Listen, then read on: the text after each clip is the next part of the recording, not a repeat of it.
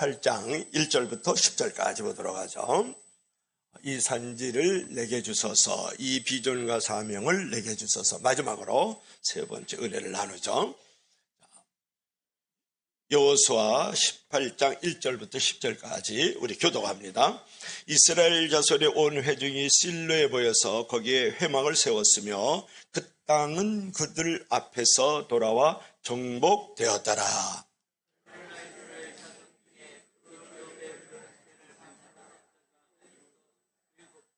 여호수아가 이스라엘 자손에게 이르되 너희가 너희 조상의 하나님 여호와께서 너희에게 주신 땅을 점령하러 가기를 어느 때까지 지체하겠느냐.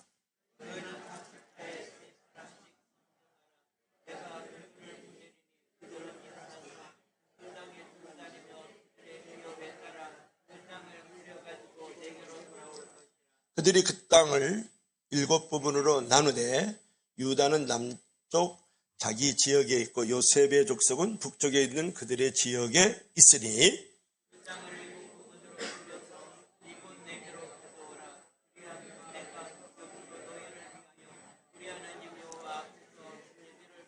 레위 사람들은 너희 중에서 풍깃이 없나니 여호와의 제사장 직분이 그들의 기업이 됨이며 갓과 루벤과 므낫세 반집하는 요단 저편 동쪽에서 이미 기업을 받았나니 이는 여호와의 종 모세가 그들에게 준 것이니라 하더라.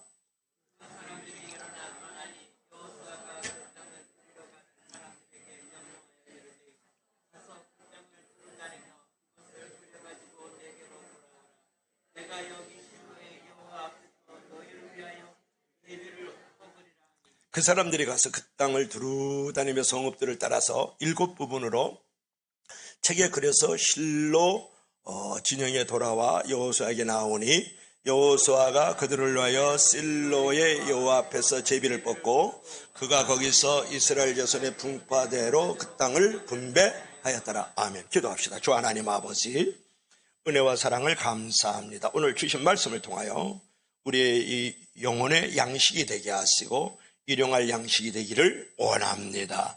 이 말씀을 통하여 옳게 진리 안에 굳건해서는 복된 시간이 되기를 소망할 때 살아계신 예수님 이름으로 기원하옵나이다. 아멘.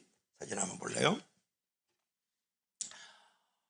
우리 다 같이 한번 읽어봅니다. 시작. 꿈이 길을 만든다.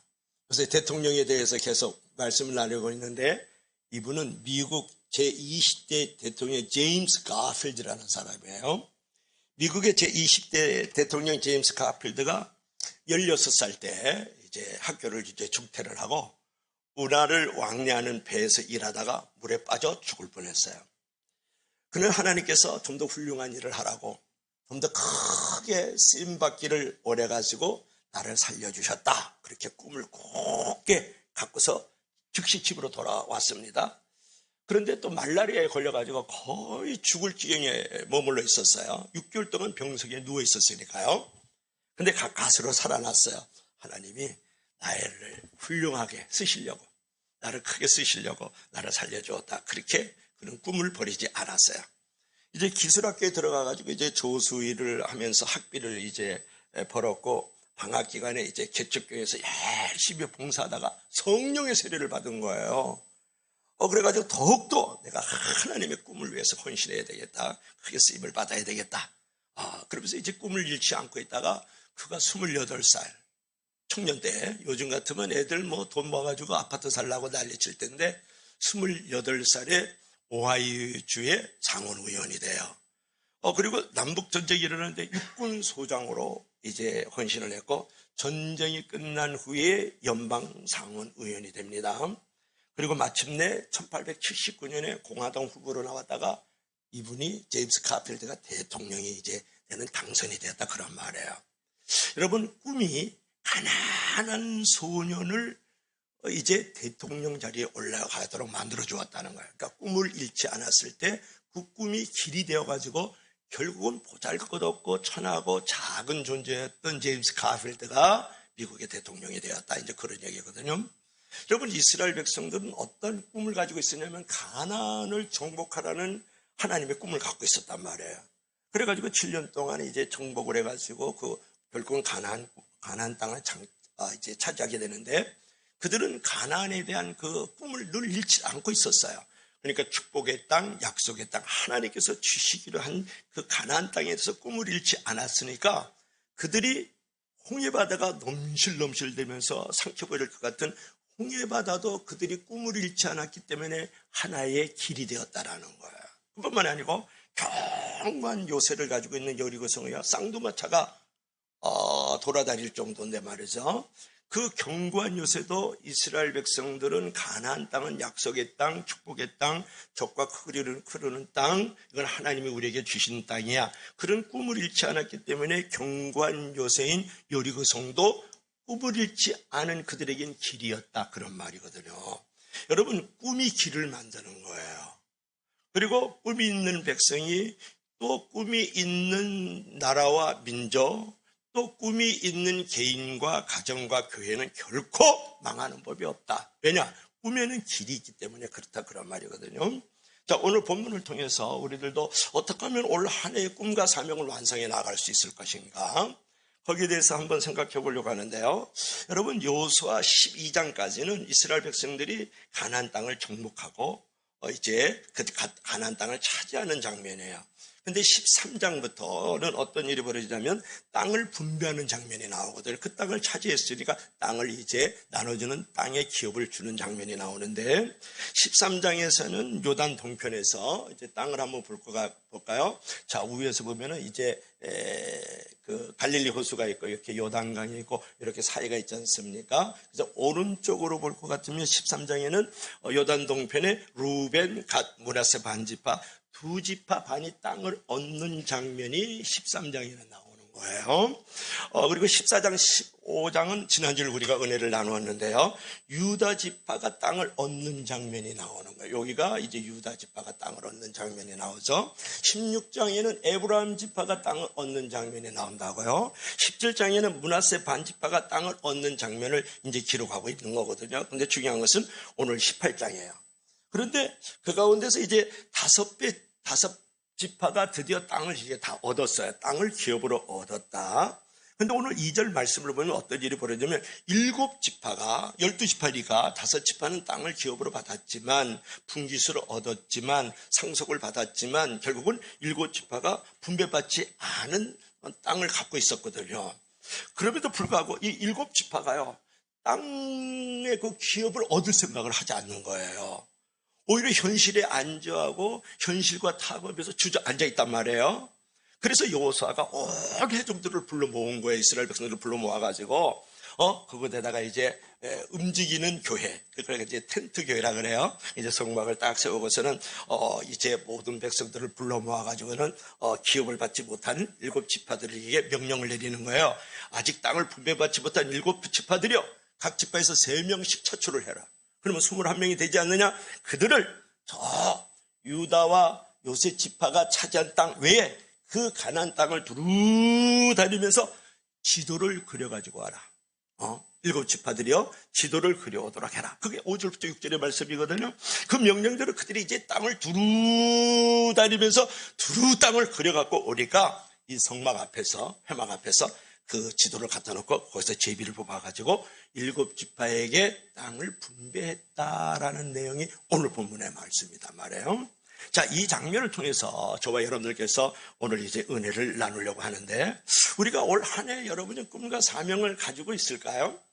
가지고는 있을까요? 좀 물어보는데, 우리가 꿈과 사명을 완성하기 위해서 올 한 해 여러분이 가지고 있는 소박한 어떤 소확행, 아주 작고 확실한 어떤 행복의 꿈을 갖고 있다 그러면 아보하, 아주 보통의 하루하루의 삶을 여러분이 가고 싶은 어떤 그 목표나 어떤 목적지가 있다면 그것을 어떻게 완성해 나갈 수 있을 것인가? 우리가 크리스찬으로서 어떤 부분으로 이제 정체성을 가지고 올 한 해는 우리가 살아갈 수 있을 것인가, 완성해 갈 수 있을 것인가, 오늘 우리가 생각해 보려고 하는 거죠. 자, 첫 번째로는 우리 다 같이 시작, 사명을 가져라. 다 같이 시작, 사명을 가져라. 주님을 위한 헌신, 십자가가 이렇게 아주 아름답게 써 있는데요. 자, 올 한 해 여러분들께서 정말 내가 소박한 어떤 목적도 좋고 아니면 어떤 비전과 사명을 내가 완성해 나가려고 그러면 여러분이 사명을 가져야 된다는 거예요. 헌신을 할 줄 알아야 된다, 그런 얘기거든요. 자, 3절 한번 읽어볼까요? 우리 다 같이 시작. 여호수아가 이스라엘 자손에게 이르되 너희가 너희 조상의 하나님 여호와께서 너희에게 주신 땅을 점령하러 가기를 어느 때까지 지체하겠느냐? 여러분 말씀 한번 보세요. 하나님께서 너희에게 주신 땅, 약속의 땅, 축복의 땅이야. 젖과 흐리는 흐르는 땅을 너희에게 주었잖아. 그러면 그 땅을 정복하러, 그 땅을 찾아러 가기를 어느 때까지 지체하고 있느냐? 뭐뭐 하고 있느냐고? 지금 여호수아가 하나님의 이름으로 이제 그 땅을 정복하고 있지 않는 7지파에게 지금 나무라고 있는 장면이죠. 또 좋은 말로 하면 공고하고 있는 거고, 어떻게 생각하면 이제 근신하라고 올바로 책망을 하고 있는 장면이거든요. 여호수아는 땅을 취하는 일에 별로 관심이 없는 7지파를 향해서 뭐라 그랬어요? 너희 열조의 하나님 여호와께서 너희에게 주신 땅, 그 점령하기를 어느 때까지 지체하겠느냐, 머뭇거리겠느냐는 거예요. 여러분, 왜 7지파가 이제 땅을 이제 하나님이 주신 땅을 점령하고 차지하기를 머뭇했을까? 왜 지체를 했을까가 중요하잖아요. 그 땅의 원주민들하고 맞닥뜨기가 싫은 거예요. 전쟁하기가 싫은 거예요. 그래가지고 현실에 아주를 하고 현실이 지금 타협하고 있는 장면이거든요. 그들이 뭐냐 그러면 어느 정도 이제 성취를 하니까, 어느 정도 이제 배가 좀 부르니까 내가 그 원주민들하고 꼭 싸움을 해가지고 하나님이 주시기로 한 땅이지만 내가 맞짱 들 필요 없어. 그냥 이렇게 살면 되지 않겠어? 내가 이 정도 배부르고 등 땄으면 됐지. 이런 생각을 가지고 있었던 것이 7지파였다, 그런 말이에요.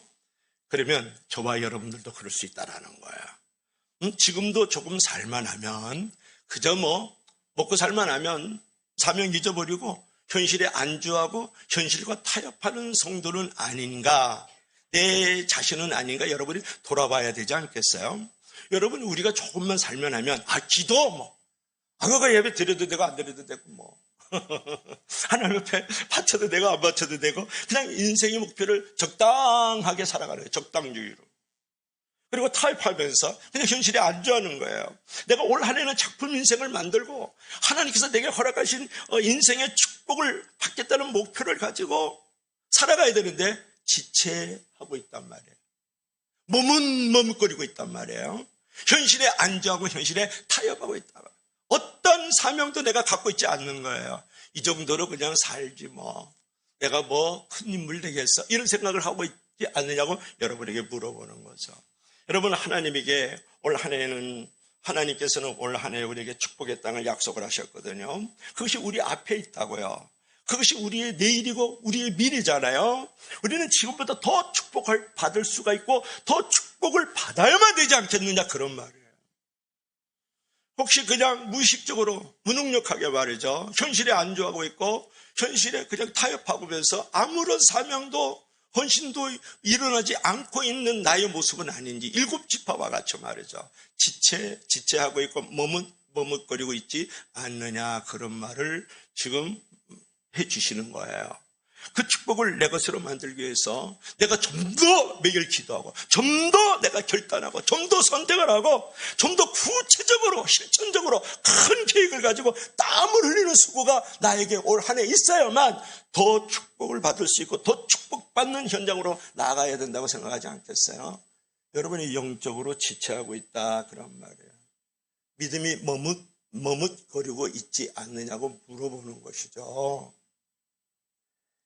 근데 우리가 이제 축복을 받을 수 있고 축복을 받아야 되는데, 우리가 축복에 대해서 왜곡된 것이 너무 많아요. 한국인의 그 축복이라는 것은 간단해요. 건강한 게 축복이죠. 그 다음에 장수하는 게 축복이죠. 그죠? 아닌 것처럼 그리지 마시고 그냥 고개라도 끄덕거리세요. 그 다음에 또 뭐가 축복이에요? 20평에서 30평으로 내가 집이 아파트로 올라가는 게 또 축복이지 않겠어요? 그것뿐만이 아니고 자손들이 번성하고 다복하게 사는 게 또 축복이고, 그저 그냥 평안한 게 축복이란 말이에요. 그러나 여러분, 진짜 축복은 그게 축복이 아니라는 거예요. 진짜 축복은 뭐냐 그러면, 내게 욕심을 채우는 것이 축복이 아니라 하나님 앞에 나의 사명이 늘어나고 헌신이 늘어나는 것이 축복이다, 그런 말이에요. 한번 읽어봐요. 우리 다 같이 시작. 진짜 축복은 욕심을 채우는 것이 아니라 헌신이 늘어나는 것이다. 여러분, 이게 얼마나 큰 축복인지 몰라요. 여러분, 내가 소유를 많이 갖는 게 축복이 아니고요. 내가 하나님 앞에 사명이 늘어나는 게 축복이라고요. 내가 많은 욕심을 가지고 그것을 성취해 나가는 것도 축복일 수 있지만, 진짜 축복은 뭐냐면 내가 하나님 앞에서 헌신의 짐이 점점 늘어나는 거, 그것이 진정한 축복일 수 있다라는 거예요. 도시 중심에 말이죠, 작은 식당을 운영하는 집사님이 한 분 계셨는데, 이제 새해를 맞이해가지고 좀 결단을 해야 되겠다, 이렇게 이제 생각을 하고, 열어왔던 이제 30년의 식당을 이제 주일은 쉽니다, 이렇게 팻말을 걸어버렸어요. 그러니까 여러분, 식당 장사는 토요일 주일날 거반 소득이 많잖아요. 그러면서 내가 주일은 쉽니다, 그 팻말이 있는데, 주일은 쉽니다라는 것들을 이제 걸어놓으면서 그때 그가 생각한 것이 뭐냐 그러면, 나와 내 집은 여호와를 이제 섬긴다라는 그런 마음의 위로와 마음의 기쁨이 이제 생긴 거예요. 지난 주일에는 이제 종업원들을 10명을 이제 데리고 교회에다 등록을 시켰다고요. 주일에 예배 드리는 것을 그날 근무하는 것으로 인정을 하면서 싹스를 주었어요. 그러니까 종업원도 기쁘고 또 교회에다가 10명을 등록을 시켰으니까 우리 교회도 그러한 사람들이 있길 주의 이름으로 간절히 부탁합니다. 아멘 하시기 바랍니다. 그래서 이제 10명을 등록하니까 종업원도 기쁘고 또 이렇게 데리고 오신 그 집사님도 너무너무 기쁜 거예요. 그런데 목사님으로부터 주의를 꼭 지키세요, 새해에는. 그런 메시지를 듣고서 이제 두 가지가 가슴에 꽂혔는데, 첫째는 뭐냐면 잘 사는 것도 중요하지만 잘 믿는 것은 더 중요하다. 다시 한번 말씀을 드릴까요? 잘 사는 것도 중요하지만 잘 믿는 건 더 중요하다. 또 한 가지는 뭐냐면 주일날 내가 문을 닫으니까, 내가 장사를 안 하니까 내 곁에 있는 식당들이 장사가 잘 되니까 그 기쁨이 또한 내 기쁨이 돼서 내가 기쁘다. 그러니까 잘 사는 것보다 내가 잘 믿는 것이 더 중요할 뿐만 아니라 내가 문을 닫으니까 내 곁에 있는 이웃과 세상 사람들이 잘 되고 또 기뻐하는 것이 더 기쁘다, 그런 말이에요. 여러분, 그런 깨달음으로 인해 가지고 이 집사님이 엄청 삶이 달라졌다는 것 아니에요? 여러분, 주일 성수가 가져다 준 놀라운 은혜와 축복을 간증한 내용이에요. 들어보지 않았겠어요? 제가 여러분에게 드리고 싶은 말씀은 뭐냐면, 진짜 축복은 어떤 축복이냐면 나의 욕심을 채우는 것이 아니라 내가 사명이 늘어나는 게 진짜 축복이다, 그런 말이에요. 내가 진짜 축복은 뭐냐 그러면 내가 소유가 자꾸 많아지는 것이 축복이 아니라, 내가 이 소유가 줄어들더라도 내가 헌신의 짐이 늘어나는 것이 진짜 축복이라는 것을 여러분 알아야 되지 않겠느냐, 그런 말이에요. 정말 내가 욕심이 부려가지고 많은 것을 쌓아놓고 소유가 많아져서 지경이 넓어져도요, 하나님 앞에 바로 살지 않고 더 잘 믿지 않으면 그것 자체가 여러분 저주고 불행을 가져다 주고요, 큰 화를 자초하고 재앙이 될 수 있다고 생각하지 않으세요?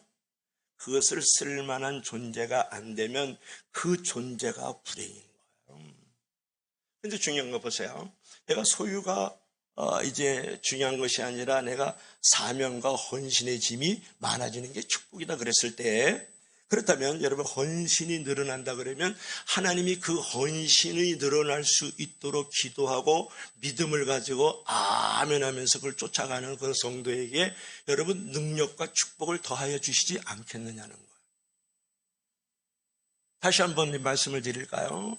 내가 사명의 짐을 늘리고 헌신의 기회를 많이 갖고자 하면 그런 일이 벌어질 수 있도록 우선순위를 먼저 잘 두고 있는 이 집사, 이 장로, 이 목사에게 더 능력과 축복을 더하여 주시지 않겠느냐고 물어보는 거예요. 그런 축복을 사모해야 되지 않겠어요?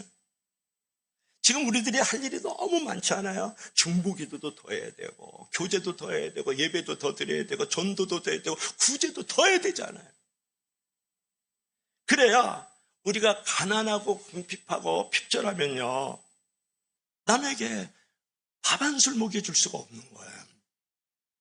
그러나 우리가 이제 식사할게라도 올바로 대접하려 그러면 우리의 지경이 넓어져야 되지 않겠어요? 우리의 축복의 통로가 커져야 되지 않겠느냐 그런 말이에요.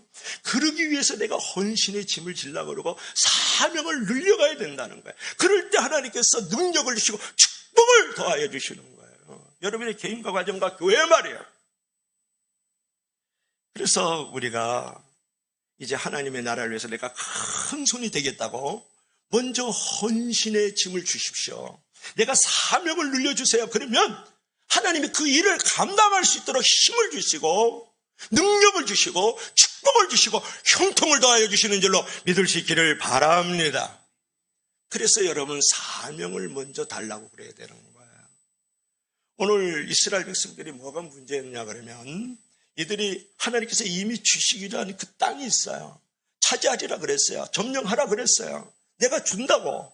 그럼에도 불구하고 현실에 타협하고 안주하면서 머뭇거리죠. 지체하잖아요. 그러면서 그들은 하나님 앞에 올바로 서 있지는 않는 모습이 있어요. 그래서 여러분들이 올 한 해 지금 출발을 했습니다. 셋째 주를 맞이하고 있는데 지체하고 있지는 않는지 머뭇거리고 있지는 않는지 생각하면서 내가 이스라엘 백성들처럼 내가 사명을 잃지 말고 사명을 먼저 가져야 되겠다. 헌신을 먼저 해야 되겠다. 생각하기를 주의 이름으로 간절히 부탁합니다. 자, 두 번째로는 이제 우리 다 같이 시작. 꿈을 가져라. 여러분 이제 꿈이라든지 뭐 비전들을 완성해 나가려고 그러면 이제 사명을 완성해 나가려고 그러면 꿈이 있어야지. 꿈이 있어야 사명도 헌신도 일어나는 건 아니겠어요?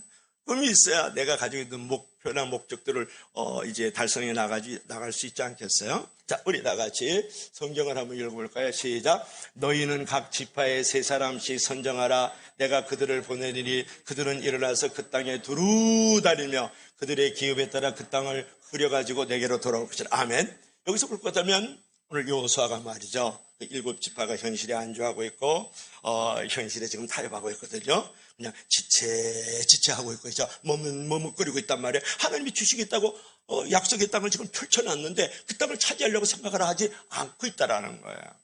그러니까 그들에게 하는 말을 보세요. 일어나라. 그 땅에 두루 다니며 일어나라. 그 땅을 그려가지고 내게로 와라. 이렇게 얘기를 한 거예요. 이건 무엇을 말하는 거예요? 일어나라. 7지파에게 3명씩 대표들을 세워가지고 21명이 되잖아요. 너희들이 그 땅에 두루 다니면서 가나안 땅, 약속의 땅 차지하라고 줄 그 땅을 향해 두루 다니라는 거예요. 그 땅에.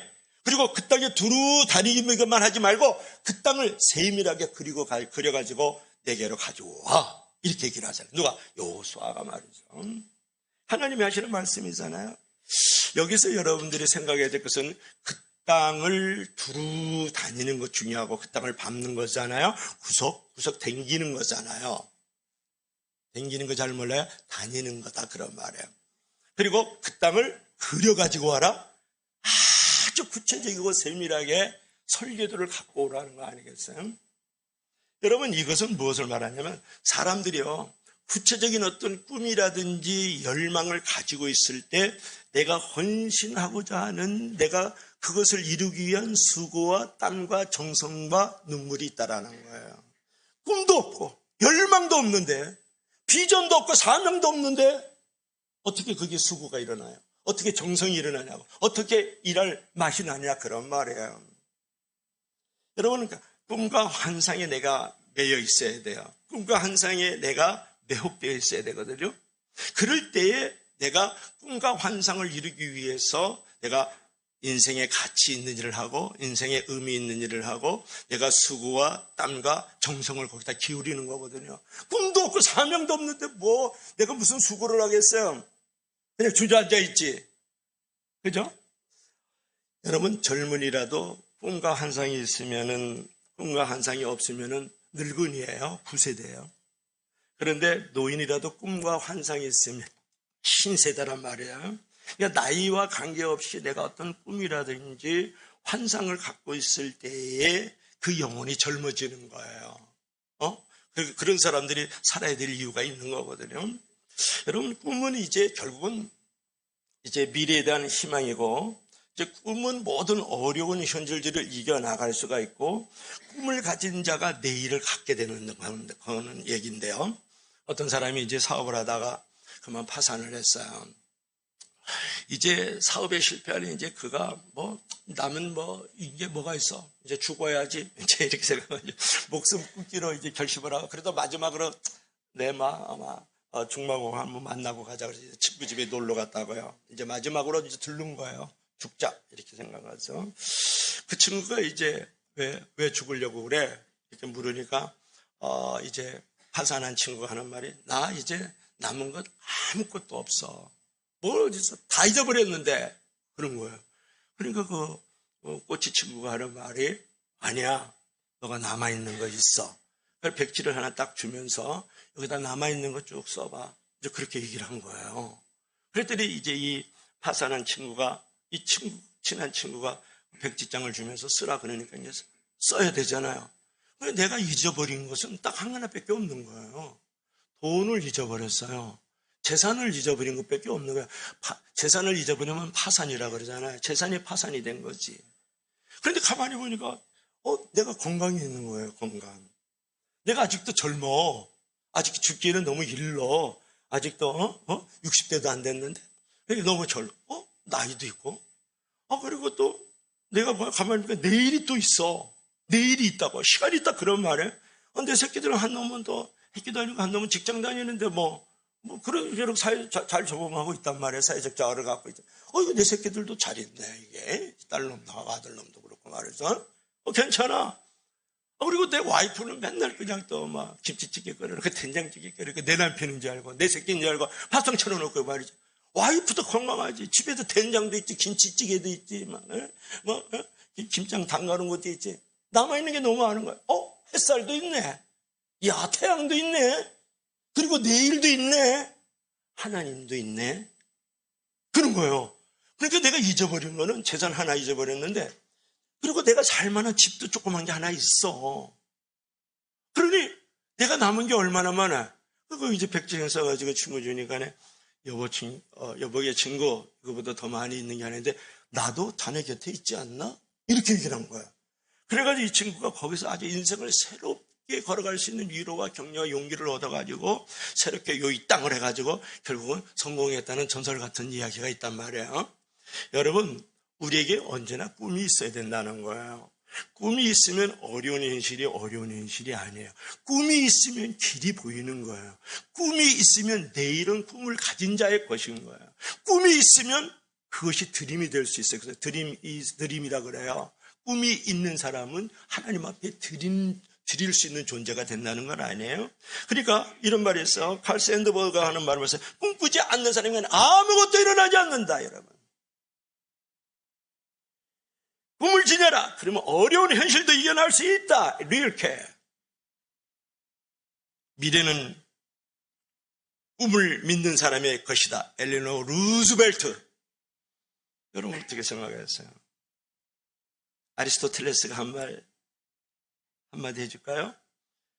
인간이 꿈이 있는 한 이 세상은 도전해 볼 만하다. 어떠한 일이 있더라도 꿈을 잃지 말자. 꿈을 꾸자. 꿈은 희망을 버리지 않는다. 꿈을 꾸는 자에게는 그것이 바로 선물이 될 것이다. 아리스토텔레스. 지금 잠을 자면 꿈을 꾸지만 지금 깨어있으면 꿈이 이루어진다. 장만도. 여러분 비웃지 않길 바랍니다. 내가 얘기하면 그냥 별 볼 일 없는 것 같고 윤석열이나 이재명이 얘기하면 크게 들리고 여러분 그러는 것 같아요. 목사님이 얘기하는 것도 크게 들리실 수 있기를 주의 이름으로 축복합니다. 아멘한 사람은 올 한해 다 잘 될지어다. 그러니까 우리에게 가지고 있는 건 뭐냐면 꿈이 있어야 된다는 거예요. 여러분 소박한 꿈이라도 가져야 되지 않겠어? 올 한해는 내가 이제 꿈을 가지고 좀 기도를 해야 되겠다. 이런 생각도 가져야 되지 않겠어요? 그러면 기도 안 해요. 꿈을 가지고 기도해야 되겠다. 그러면 여러분 절대로 기도하는 인간이 안 됩니다. 여러분 꿈이라는 것은 구체적으로 꿈을 꿔야 되고 꿈을 크게 가져야 되고 꿈을 울리려고 노력을 해야 되는 거거든요. 예를 들어서 구체적으로 꿈을 꿔야 된다는 거야. 꿈을 생생하게. 그리고 그래야 기도도 생성하게 되고 응답도 생성하게 되고 축복도 생성하게 되고 기적도 생성하게 일어나는 줄로 믿으시길 바랍니다. 여러분, 기도해야지. 올해는 기도할 거야. 그래서 기도하는 인간 못 봤다고요. 나는 하루에 15분간만이라도 나는 큐티하면서 기도해야 되겠다. 출근하기 전에, 아니면 내가 아침은 바쁘니까 잠자리 전에 내가 주님 만난 얘기를 큐티를 통해서 하겠다. 그런 인간이 15분 아니라 5분이라도 기도를 하는 거예요. 올해 기도하겠습니다.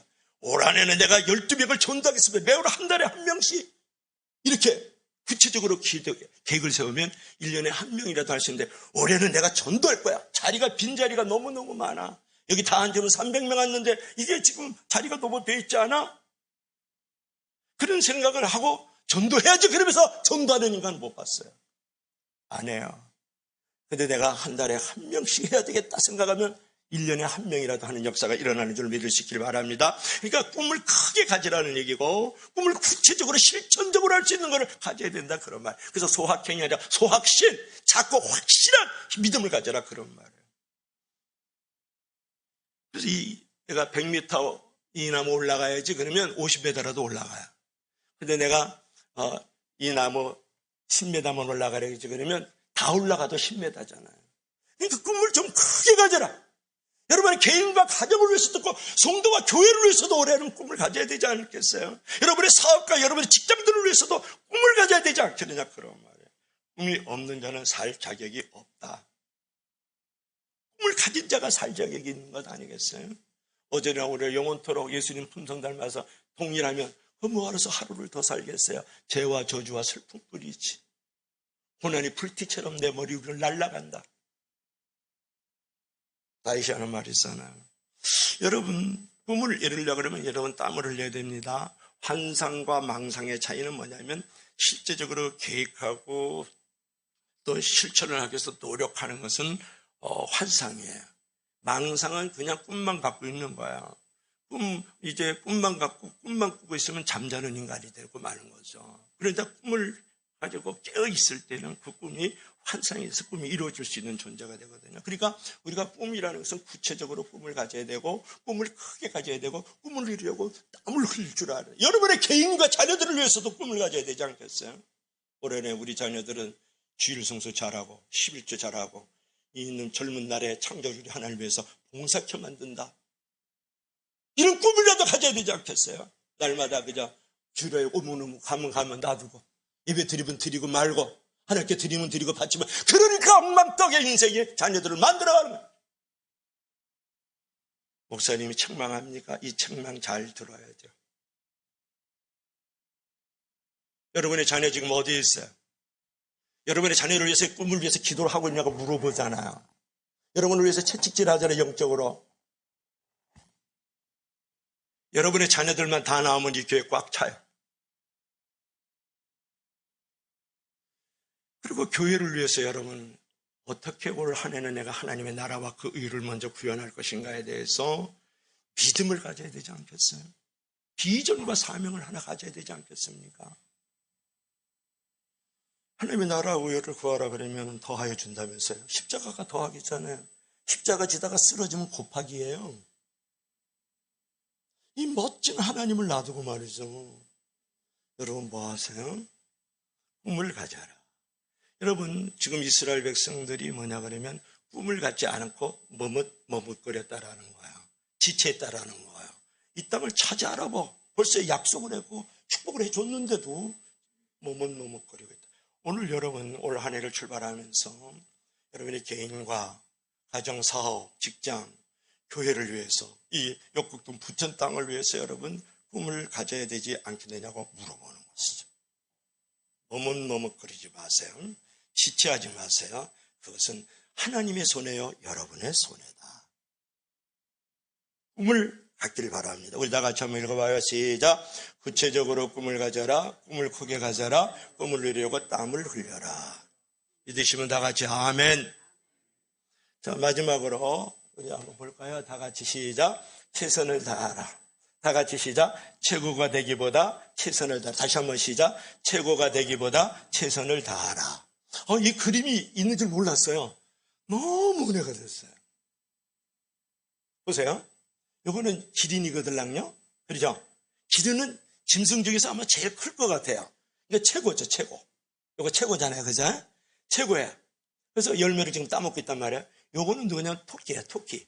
토끼들이 이제 무독을 태워가지고 이 열매를 따먹으려고 최선을 다하고 있는 거고, 이 기린은 키가 최고로 큰 동물이란 말이에요. 내가 기린처럼 최고는 아니더라도, 내가 최고로 키가 크지 않지라도 내가 최선을 다하는 모습을 하나님이 더 사랑하신다는 거 아세요? 그러니까 최고가 되려고 그러지 말고 최선을 다하는 신앙의 고백이 중요하다, 그런 말 따라해봐요. 최고가 되지 말고, 아니 큰 목소리로 내가 또 욱박지르니까 또 금방 또 기죽었다. 나가서는 또 뭐 살아서 뛰어다니면서도 최고가 되지 말고 최선을 다하자. 여러분, 이제 왜 나머지 7지파가 이제 하나님의 약속의 땅을 얻으려고 이렇게 시도하지 않고 지체했느냐, 머뭇거리느냐가 중요하잖아요. 여러분, 땅과 희생이 없이 이미 5지파가 지금 땅을 가지고 있단 말이에요. 그러니까 거기에 이제 빌어붙어가지고 이제 그 땅은 없어도 뭐 먹을만한데 살만한데, 그래서 적당주의로 살기로 이제 한 거예요. 그런 모습 속에서는 인생의 축복이라든지 작품 인생이 만들어질 수가 없지 않겠습니까? 이 세상에서 제일 복이 없는 인생은 여러 가지가 있겠지만 가장 중요한 것은 뭐냐면 책임감이 없고 자기 맡은 일에 대해서 온전히 감당하지 못하는 인생이 가장 불행한 인생이고 가장 이제 복이 없는 인생이다, 이제 그런 말을 할 수 있단 말이에요. 그러면 올 한 해 우리가 이제 살아갈 때에 어떤 꿈과 사명이 있다 그랬을 때 그 부분을 위해서 어떤 자세로 우리가 이제 그 꿈과 사명을 이루기를 원하느냐, 최선을 다해야 되는 거거든요. 그것이 골로새 3장 23절에 있어요. 한번 볼까요? 골로새 3장 23절 우리 다 같이 시작. 무슨 일을 하든지 마음을 다하여 주께 하듯 하고 사람에게 하듯 하지 말라. 뭐라고요? 무슨 일을 하든지 크든지 작든지 어린 일이든지 즐거운 일이든지 굳은 일이든지 기쁜 일이든지 간에 마음을 다하여 주께 하듯 하고 사람에게 하듯 하지 말라, 그런 말이에요. 여러분은 무슨 일을 하면 목사님 눈도장 찍으려고, 집사님 눈도장 찍으려고 일하지 말라는 거예요. 어떻게 하라고요? 마음을 다하여 하나님 앞에서 하나님의 눈도장을 찍으라는 거예요. 그죠? 이제 이 부분이 매일 우리에게 이제 중요한데요. 우리 성도들이 이제 구체적으로 축복을 받지 못하는 이유는 뭐냐 그러면 꿈도 있고 사명도 있는데요, 최선을 다하지 않는 거예요. 그러니까 하나님의 뜻이 없어가지고 내가 꿈과 사명이 이루어지지 않는다는 것보다는 게으름, 태만 또는 이제 무책임, 무능력한 모습으로 이제 살기 때문에 그렇다라는 거예요. 어느 건축회사에 이제 날마다 불만만 늘어놓는 사람이 하나 있었는데, 근데 이 사람은 유능한 건축가면서 설계사예요. 어느덧 세월이 흘러가지고 이 친구가 이제 정년 퇴직할 때가 됐는데 하루는 사장이 이 건축가를 불렀어. 유능한 건축가인데 늘 불만이 많은 친구죠. 마지막으로 부탁을 하나 하네. 그동안 고생 많았어. 마지막으로 말이지 최고로 멋진 집을 한 채만 부탁하네. 그런 거예요. 그러니까 마지막까지 나를 부려먹으려고 생각하는 이 사장의 회장이 이라고 생각을 하니까 열이 받아가지고 대충 건성 그죠? 하나님 앞에서 일을 하지 않고 사람 앞에서 말이죠.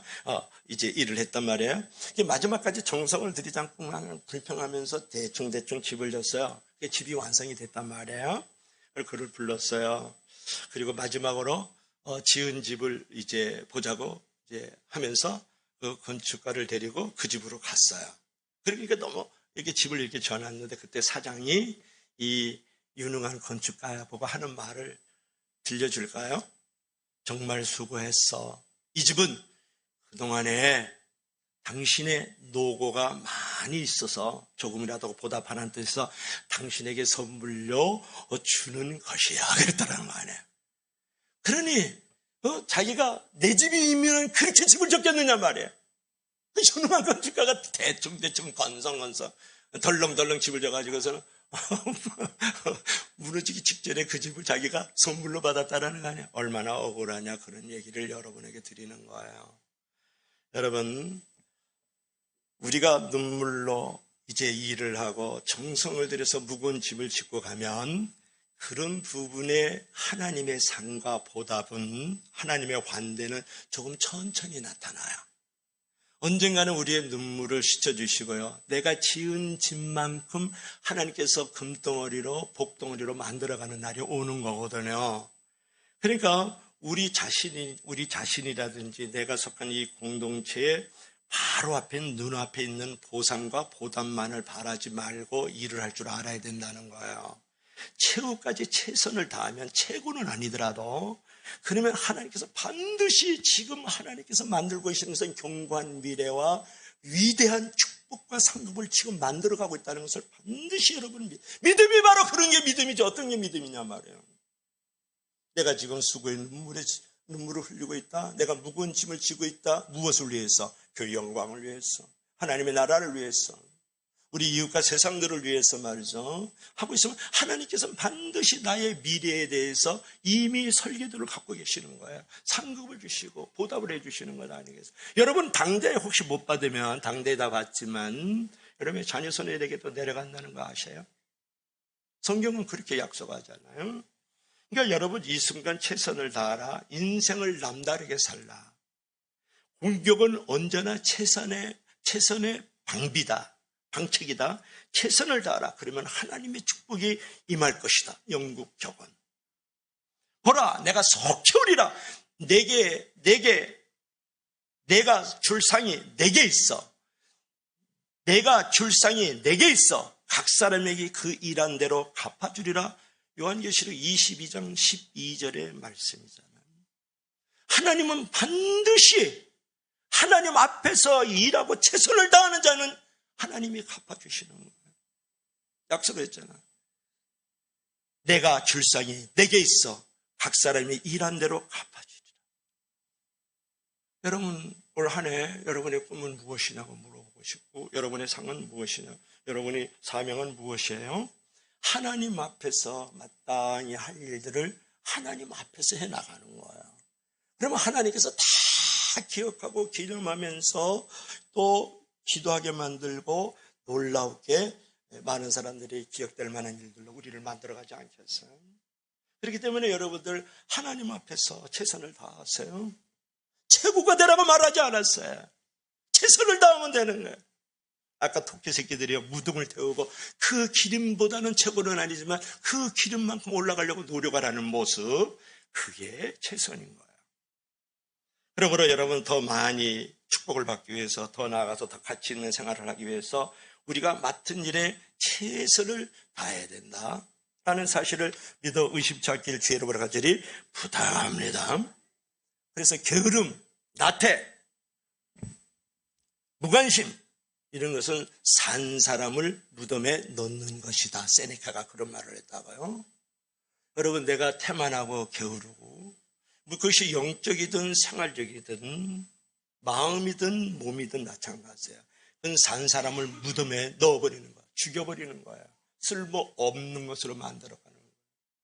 그렇기 때문에 여러분 큰 꿈을 가지고 내가 최선을 다하면서 결국 땀을 흘린다는 거예요. 눈물을 흘린다는 거예요. 정성을 드린다는 거예요. 믿음을 드린다는 거잖아요.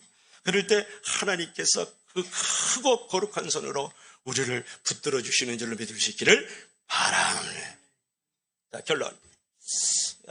결론 한번 볼까요? 우리 다 같이 시작. 왜 최선을 다하지 않는가? 큰 목소리로 시작.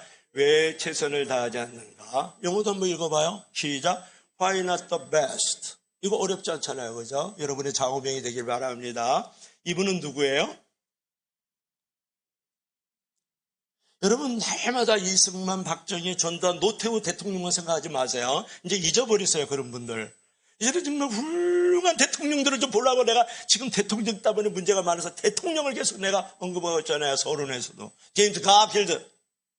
이분은 지미 카터잖아요. 읽어봐요. 시작. 주를 위한 열심, 나를 위한 열심.